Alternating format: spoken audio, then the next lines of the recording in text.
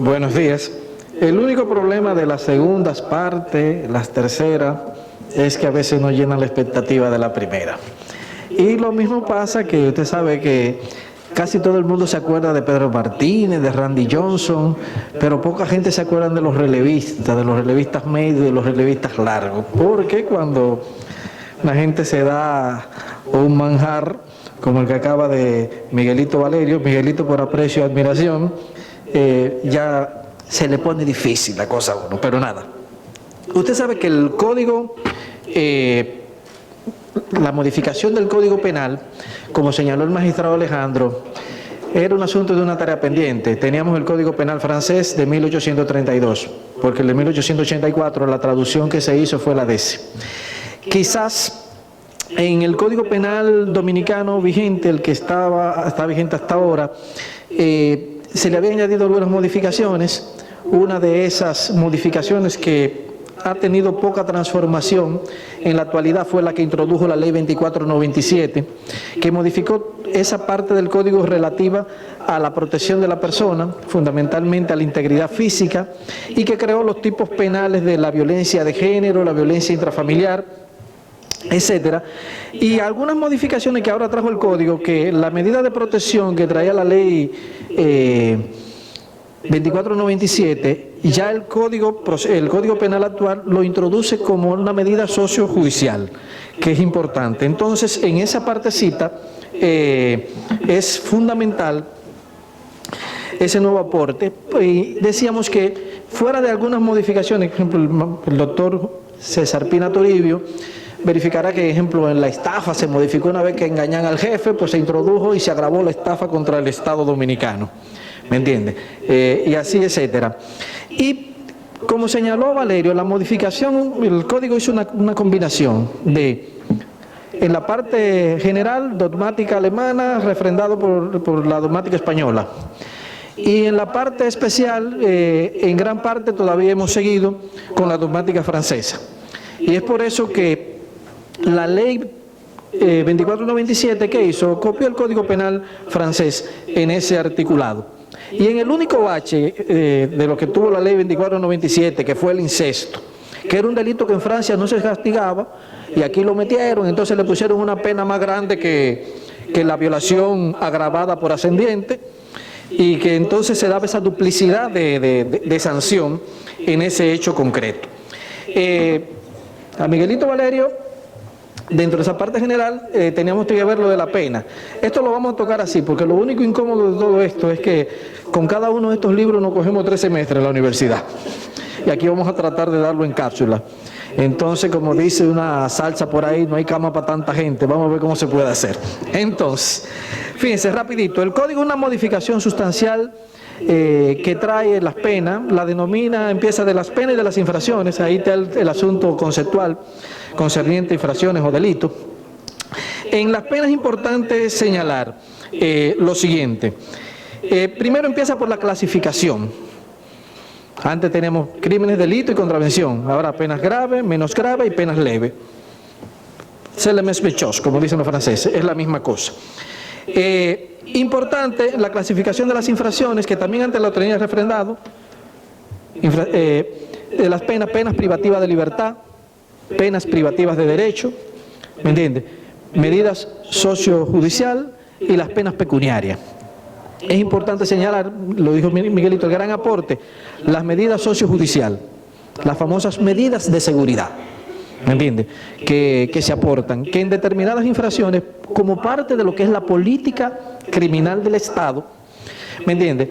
En la persecución del delito es importantísimo tomar en consideración lo relativo a la sanción y la persecución como tal.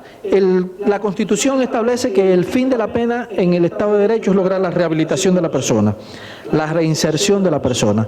El Código se inscribe en esa parte. Usted sabe que existen grandes teorías de las penas, la visión retributiva o la teoría absoluta, pena como castigo, ¿entiende? Que se funden en los principios del cristianismo. Por eso usted ve que en el cristianismo o usted va para el paraíso o lo tiran para el otro lado, le dan el purgatorio ahí más o menos para salvar la situación. pero lo que es una visión absoluta, que es donde también se funda esa visión del derecho como justicia. ¿Entiende?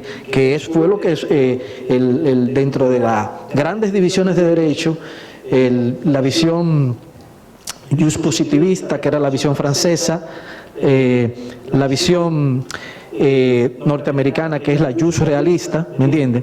Y la visión que se sustentaba en los principios cristianos en la época que venía desde Roma, la visión del derecho como justicia. Entonces, la visión retributiva de la pena se encarnaba ahí. Y por eso era que esa visión no le importaba quién había cometido el delito, sino el delito per se, y se sancionaba como tal. Después viene ya parte de la visión de la pena como protección de la defensa social, la pena como intimidación y amenaza, lo que le llama la prevención general. La pena es una amenaza, un castigo para que las otras personas no se sientan motivados a delinquir, ¿me entiende? Después viene una tercera visión, la que trata de lograr la reinserción, la rehabilitación del individuo, que ese tiene que ser el fin de la pena. Esas teorías después se combinaron en la teoría de la unión y se dice que todavía las distintas visiones de la función de la pena, que siempre va a ser conforme a el régimen político existente. Porque es una cosa que tenemos que estar claro, el derecho, atendiendo al régimen político existente, tiene unos fines fundamentales de controlar, etcétera, etcétera, etcétera. Entonces, ya después esa visión de la pena va a subsistir, pero va a depender de los distintos órganos o funcionarios que intervienen en ella. ¿Me entiende? Para una persona que trabaja en dirección de prisiones, ¿qué es lo que va a buscar? La rehabilitación, la reinserción. La policía no tiene tanto que ver mucho con eso, ni el fiscal, esas son sus pretensiones. ¿Me entienden? Porque el fiscal lo que es recogerte y proteger la sociedad. Como bien señaló Miguelito, tenemos que tener en claro que el derecho penal es el que protege la sociedad, el procesal no. Por eso no se puede, que el derecho de los... No, el procesal penal es la forma, el derecho penal sí, porque es el que protege los distintos bienes jurídicos, incluso la denominación del concepto norma, el concepto norma generalizante fundado en las teorías de Jacob y compañía, que da una visión más amplia. Lo que pasa es que eso todavía tiene mucha gente que está en contra y a favor, etcétera, etcétera. Entonces eso tomando en consideración. Entonces seguíamos con el asunto de esa clasificación de las infracciones y las penas, ese régimen de las penas que establece el nuevo sistema es fundamental, y tomar en consideración lo siguiente. Después decíamos que tenía ese régimen de las penas, ¿con qué tiene que regular? Lo relativo a la reincidencia, que todavía muchos de los constitucionalistas dicen que eso es contrario a la norma, porque se está sancionando a una gente por un hecho que cometió antes y no por el que está cometiendo en la actualidad. Eso es una nueva visión, no una nueva visión, un refrendamiento de lo antiguo. Después viene el modo de personalización de las penas. Ahí ya hay un aporte más sustancial y actualizado. Ya entonces se va a ver la persona, intuito, aquel que delinque, su situación y cuáles de las distintas modalidades, si ya no tiene que ser privación de libertad absoluta, puede ser de privación de libertad un tiempo en su casa, puede ser realizando una medida sociojurídica, es decir, distintas formas. Porque por una razón esencial, si nos llevamos de castigar a todo el mundo, yo creo que hay que ser al revés. Poner a los que han delinquido dentro, fuera, y todo el mundo coge para allá, porque todo el mundo ha delinquido, una u otra circunstancia. No se puede perseguir, dirán esto, no, Hirohito no está diciendo verdad. Empecemos a analizar las contravenciones, que casi toditos nosotros hemos cometido contravenciones. Cruzar semáforo en rojo, etcétera, etcétera, y todo eso power por ahí. Ok, entonces, otra particularidad importante, las medidas de seguimiento sociojudicial, que vuelvo y les repito, se acuerdan que cuando nos hablaban, ¿qué hace el derecho penal? Impone pena y medidas de seguridad. Las medidas de seguridad en determinados delitos lo han estimado pertinente que más que dar un castigo propiamente hablando, pues se implementa una medida de esa. Después, otro aspecto fundamental de esto es lo relativo a las circunstancias agravantes, que el Código da un enfoque, la centraliza, incluso habla de la circunstancia agravante, dentro de ella incluso menciona la asociación de malhechores, menciona la premeditación o la acechanza, que en otros regímenes no tiene la gran importancia, ¿me entiende? Pero también la coparticipación en el delito, etcétera, etcétera, va señalizando eso. Por último, lo relativo a la pena entra en lo relativo a la extinción de la pena. La pena se extingue por la muerte del imputado, por el indulto, la amnistía y la rehabilitación. La rehabilitación es otra tarea pendiente, porque incluso en los países más avanzados que se establece el asunto de la rehabilitación de la persona, uno de los problemas más graves que hay es que después que una persona sale de un sistema de prisión y va a buscar trabajo y dice, graduado en Victoria University en los relativos programas de computación, ya ahí mismo tienen y le dicen que no. ¿Entiendes? Porque esos son de los problemas existentes que hay, que lo quieren tapar y lo quieren poner de todos los lados. La sociedad siempre tiene sus mecanismos excluyentes. E incluso aquí todavía es más suave. Nos vamos a países como Estados Unidos, gente que le han imputado delitos sexuales, que se olvide que mientras perseguan un secular, mientras estén vivos, están marginados o están regulados por una situación muy particular. Eso en lo relativo a las penas, sí, un tantito a grosso modo, porque no es un poquito cuesta arriba. En la parte que esencialmente los delitos contra la integridad de la persona, hay una serie de tipos nuevos que se han añadido. Usted sabe que el Código Procesal Penal hizo como una especie de aguante. En el Código Procesal Penal se introdujeron algunas figuras que eran propias del Código Penal. Esencialmente, en el Código Procesal Penal, cuando hablaba de la jurisdicción universal, mencionaba el genocidio, mencionaba los delitos de lesa humanidad, también todo lo relativo al artículo 339, criterios para determinación de la pena, todo eso son propios de un Código Penal. Eso no busca nada en un Código Procesal Penal. Todo lo relativo al juez de ejecución de la pena, eso era propio de un Código Penal, pero hubo que ponerlo ahí, ¿me entiendes?, como una forma de que no se quedaran afuera por el problema de lo vetusto que era el Código Penal per se. Las nuevas figuras que introduce en los crímenes relativos a la persona, el Código Procesal Penal se comienza con infracciones graves contra la humanidad, el genocidio, la desaparición forzosa. ¿Qué pasa? Por ejemplo, aquí ahora mismo eso quizás no llama mucho la atención, porque usted sabe que cada quien está siempre pendiente de lo que le falta. Es como la salud. La gente nada más se acuerda de la salud el día que le falta, pero el día que está bien, comamos y bebamos que mañana moriremos, ¿me entiende? La gente le da para allá. Entonces, ahí introduce el tipo penal de genocidio, que está como tal, que son imprescriptibles, es una característica que tienen, cuando en nuestro derecho todas las cosas tienen una prescripción. Aparte de eso, están los delitos de lesa humanidad, los delitos de guerra, los delitos que se cometen en tiempo de guerra, violando lo que le llaman el jus vallium, los principios que regulan el derecho de la guerra. Entonces, eso es una introducción muy moderna, que está en el nuevo ordenamiento penal dominicano y que puede ser perseguido. Porque antes de eso teníamos problemas de tipicidad, no lo teníamos previsto en la ley. Como decía Miguelito, muchas veces hacíamos como una especie de un enganche. Había cosas que decíamos, bueno, usted sabe que hay gente que tiene buena talla y todo le queda bien, pero hay otros que no. Entonces, cuando se le hace un vestido, se le hacía un poquito cuesta arriba que le quedara lo suficiente. Entonces, importancia quizá de lo que llama un poquito más la atención y de lo que vemos el día a día, de los atentados contra la persona, los atentados contra la vida de la persona, los homicidios, que en el antiguo artículo iban del 295, venían terminando como por el 304, lo que pasa es que el código tenía unas características un poquito complicadas, y después te saltaba por allá, por otro artículo, te rescataba otro texto que debía estar vinculado ahí.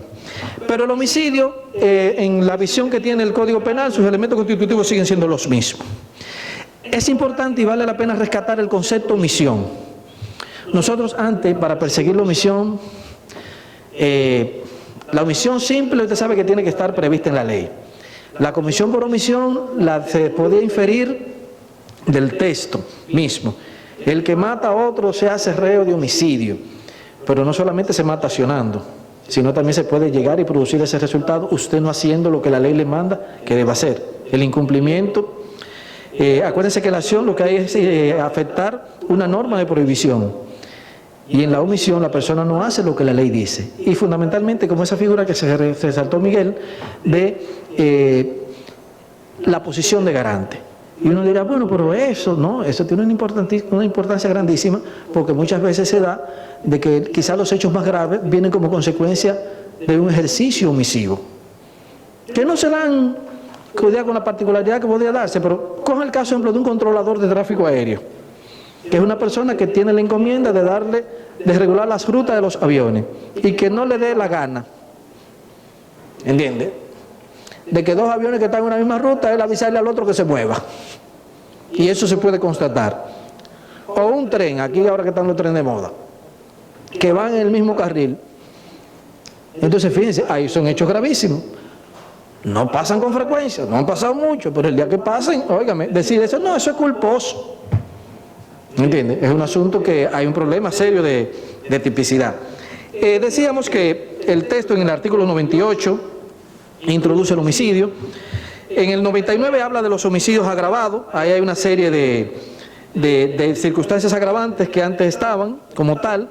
El código, ¿qué hizo? Cogió el artículo 304, lo metió delante, puso como principal la primera de las agravantes, la circunstancia de el homicidio que se hace para preparar o cometer otro crimen. ¿Entiende? Ahí lo introdujo. También tomó de ese mismo texto, pero no lo puso en ese lugar, el atentado contra la persona del presidente.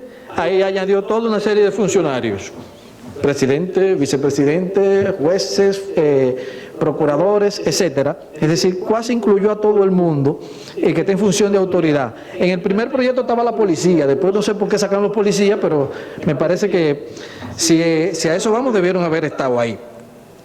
Entonces, ya ahí viene. Después viene una importancia fundamental, que en ese inciso cuarto ya se agrava el homicidio si recae sobre niño y niña adolescente. Se agrava el homicidio si recae sobre la pareja o cónyuge. Se agrava el homicidio si recae sobre una persona particularmente vulnerable. ¿Me entiende?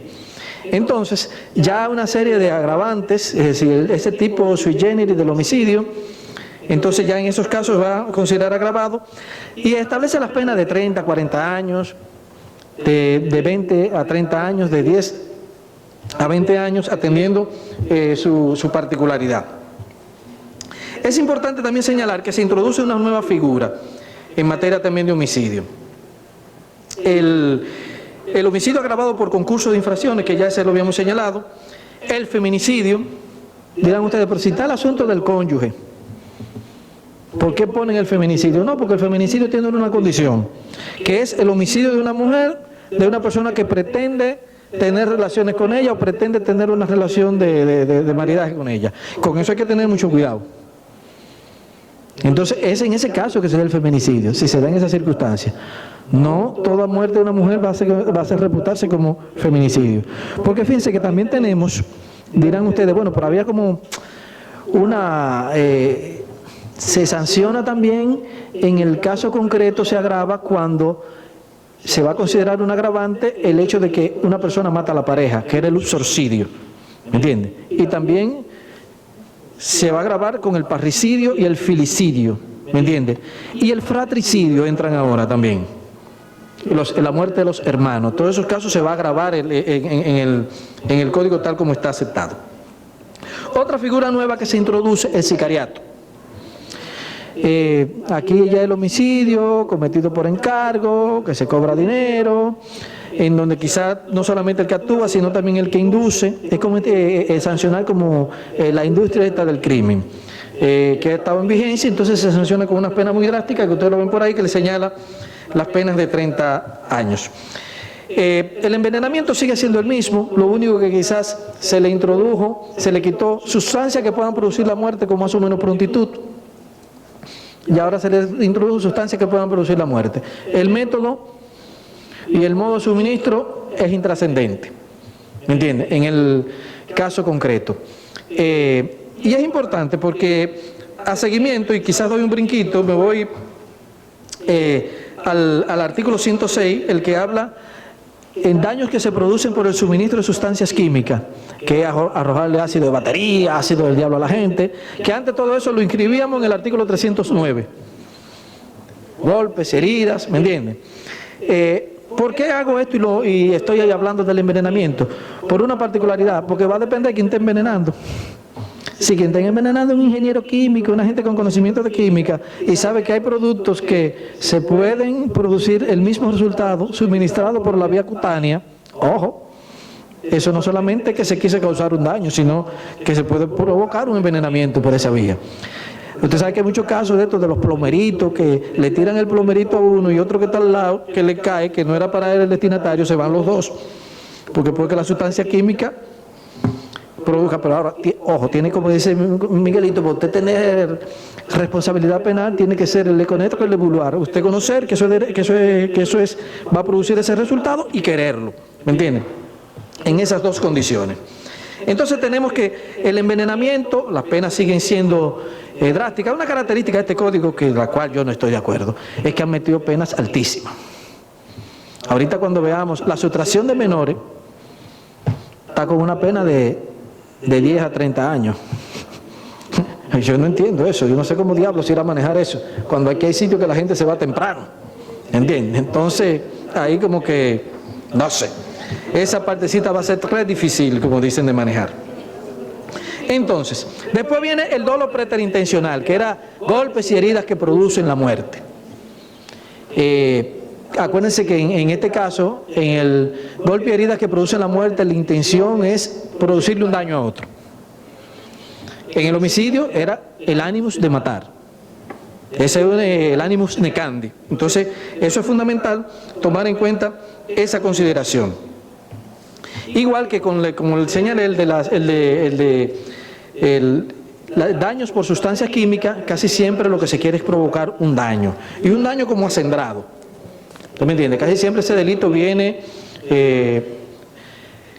con una carga emotiva muy fuerte. No es por así, siempre se da en marco de una cuestión pasional o que le hayan hecho un daño muy grave a otro. Aquí se lleva de paso lo relativo a los actos de barbarie, o no se lleva de paso, sino puede entrar en reñir con lo relativo a los actos de barbarie, que tiene una pena más drástica en el Código Penal vigente y que ahora los ha considerado torturas, tratos crueles, inhumanos y degradantes. Ahí no se llegó a tocar el tema acto de barbarie, porque muchas veces quizás en el suministro de esas sustancias que causan un daño fundamental se podía asimilar un acto de barbarie, en ese caso concreto. Ok, después viene el asunto del aborto, que usted sabe que está pendiente en el Constitucional. El delito se sanciona como tal, se establece en... El aborto es un poquito tedioso. De hecho, casi no se sanciona en la práctica, por un asunto. El bien jurídico afectado, el feto. La mayoría de las veces es la madre que está en salir de eso.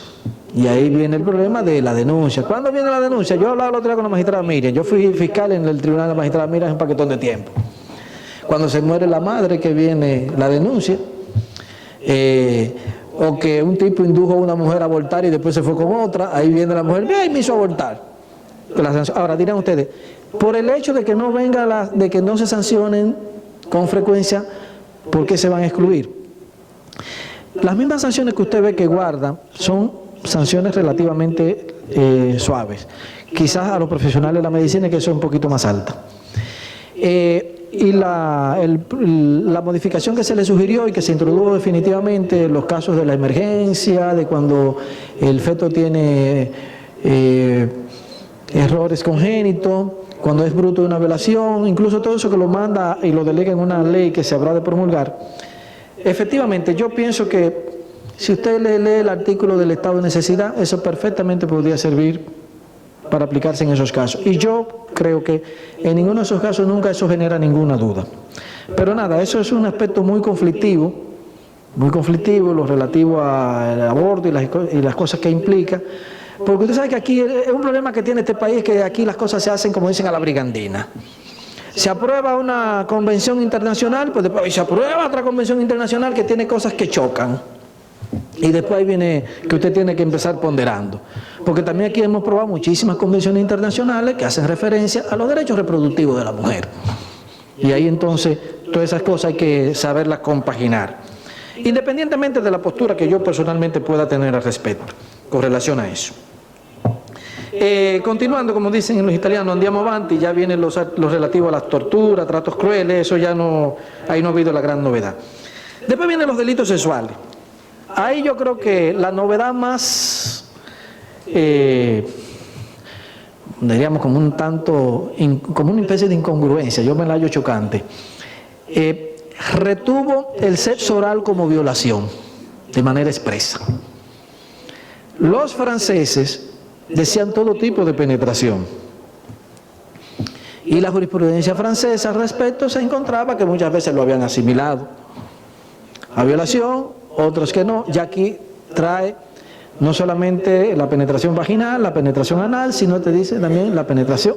El sexo oral lo retiene como violación, lo que sería un tanto difícil de manejar en la práctica como tal, pero ahí hay asuntos que ver.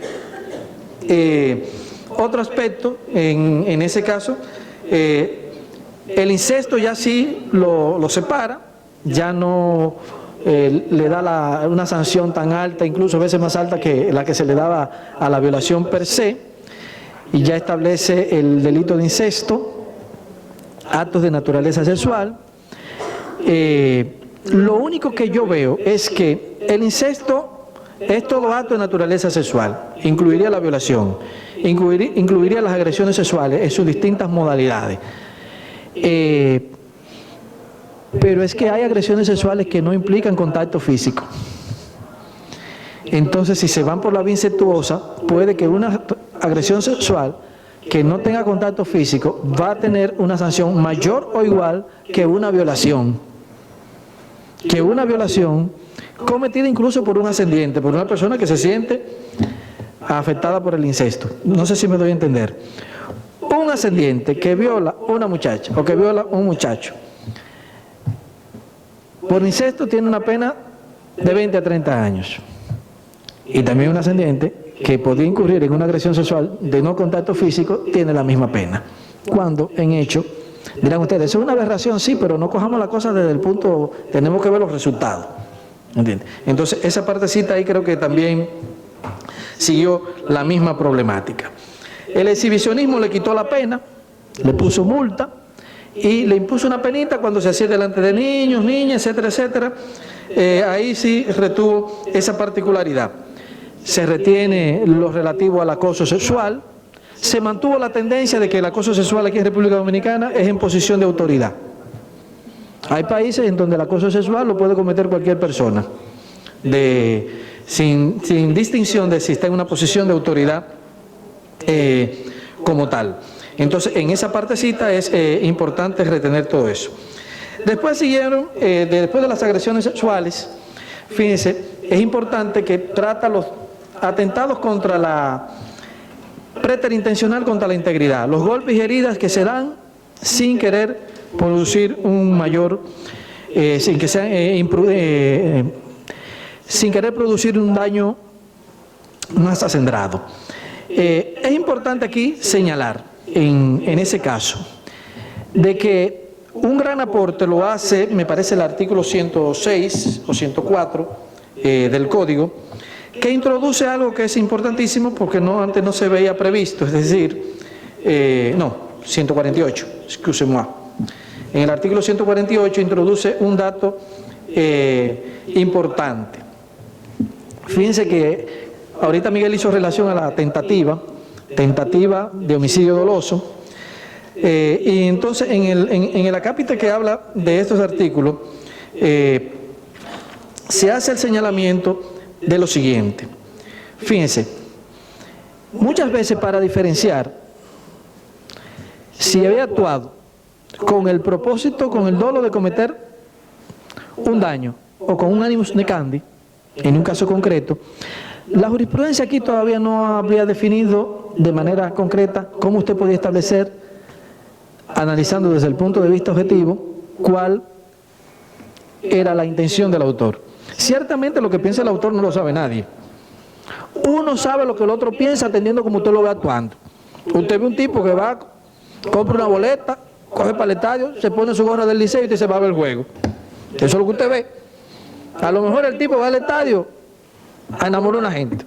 A lo mejor el tipo va al estadio a ubicar a una gente que le quiere dar una pecosada. Pero lo que usted ve que va, ya la otra cosa usted lo tiene que deducir por otras actuaciones que haga en función de.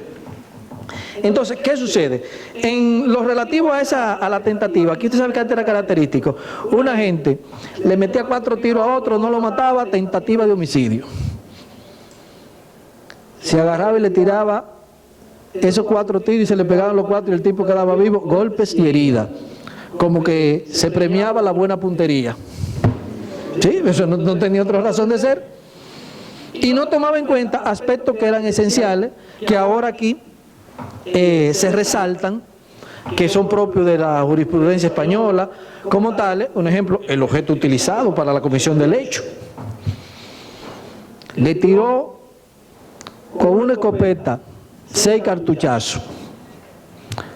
La localización, los tiros fueron a la cabeza. Si usted le da 3 tiros a la cabeza a una gente, usted le está diciendo, no, lo estoy maltratando. No, te lo está matando, te le está tirando a matar. Es decir, el objeto utilizado. La intensidad, no es lo mismo que Sammy Sosa le dé a usted un batazo en la cabeza que si lo ve otro, porque la intensidad es diferente. ¿Me entienden? Aparte de eso, el conocimiento. No es lo mismo un conocimiento de un médico, uno que practica artes marciales, que sabe cuáles son las partes débiles del cuerpo. Otro, el rol de la víctima. Para que no pase como un españolito, que una vez le pasaba una medida de coerción allá en la provincia, que nada, el españolito dijo, oye, joder, me tiran un paquetón de tiros y la gente no querían hacerme nada. No, porque andaba corriendo, fue que no se le pegan los tiros. Entonces la intención de los otros no era provocar daño, porque el rol de la víctima, fulanito nada más se le pegando tiros de 14 que le tiraron. No vaya usted a decidir que ese es lo que tenía intención de provocar daño, no, eso es lo que el otro no se dejó dar. Entonces esa partecita, eso ya está un poquito de una manera más explícita en ese artículo 148 y sirve para ponderar, porque vuelvo y digo, antes que era el criterio, no se murió de una vez, golpes y heridas. No, espérese, hay gente lo que le llaman la predisposición es mórbida. Hay gente que se van de un fao, pero hay otros que hay que esperar a terminar el juego. ¿Usted me entiende? Entonces, esa partecita es fundamental en ese hecho concreto. También siguiendo y tratando de avanzar para no cansar. 5 minutos. Oye, esa cosa, ya, 5 minutos da una clase pero nada. Rapidito, veremos que también aparte de eso se habla de los peligros, la puesta en peligro de las personas adultas, los delitos de abandono, que también ahí se refiere a la puesta en peligro también de los niños. Ahí que le hablo también, después vienen los atentados contra la libertad de la persona, el rapto, el secuestro. Ahí es que yo le digo que tenemos la exageración de castigar drásticamente con una pena de 20 a 30 años, un asunto de que la sustracción de un menor de 16 años, eso yo lo considero completamente desproporcional. Después siguen los delitos relativos contra la dignidad de la persona, la discriminación, proxenetismo, explotación sexual. Como eso se introdujo de la ley 24/97, son delitos modernos, ahí no hubo que hacer mayores avances y eso es muy similar. Quizás lo que te amplían son las penas. Vale la salvedad. La recomendación de las penas no fue tanto de la comisión que trabajó el código, sino de los congresistas, los aumentos de las penas, para que se dé esa particularidad. Después entran las infracciones contra la vida privada, el atentado contra la intimidad, la presunción de consentimiento, todos esos articulados que están en la ley 24/97, en los artículos 330, 338 y siguientes en adelante, que ahí eso mantiene lo mismo. Después viene otro quizás que vale la pena resaltar, es cuando entra en los delitos relativos contra las personas, excepcionalmente en aquello que atañe al honor y la consideración, que es que despenaliza, ya no tiene una pena privativa de libertad con relación a la difamación y la injuria. Los elementos constitutivos siguen siendo los mismos. Ahí no hay un cambio sustancial, presupone la publicidad, presupone un atentado contra el honor, que lo afecte él a un tercero, la intención, ¿me entiende? Como tal, exime aquello que se da a título de información y también exime aquello que se hacen en escritos entre los tribunales. Un asunto importante a considerar es que lo más difícil de manejar, porque la raya que marca el derecho a la información con el derecho al honor es muy tenue. Ahí le corresponde a los jueces determinar si actuó con ánimos infamandi o injuriandi o si actuó con el ánimo de informar, simple y llanamente. Como yo les digo, quizá hasta por el lenguaje utilizado, uno podría decir, ¿está informando o está difamando? Con la paradoja que se puede difamar hasta dubitativamente. Fíjese que para acabar con una gente, fulanito, ya, esa persona no es buena, ya no se ha dicho nada y se ha dicho todo. ¿Me entiende? Entonces, a veces eso hay que saberlo manejar. Y esa partecita está ahí acorde con la posición de la Corte Interamericana en esa materia. ¿Me entiende? Entonces se ve, ahí se hará lo que le llaman la famosa técnica esta de la ponderación. Por último, importante, el Código Penal mandó a buscar al Código de Niño y Niña Adolescente todos los atentados contra la persona de los niños y niñas adolescentes, entre el abuso del menor, que es quizás de los textos. Vemos que hay un gran avance en unas cuantas disposiciones que se han introducido, en otras quizás esperábamos que fuera más novedoso recogerlo en todo su conjunto. Pero lo importante es esto, que esta normativa va a facilitar en algunas de esas disposiciones una aplicación más concreta de la ley, está un poquito mejor organizado como tal. Pues nada, yo creo que ya no voy a seguir fugándome más del tiempo que me corresponde. Muchísimas gracias.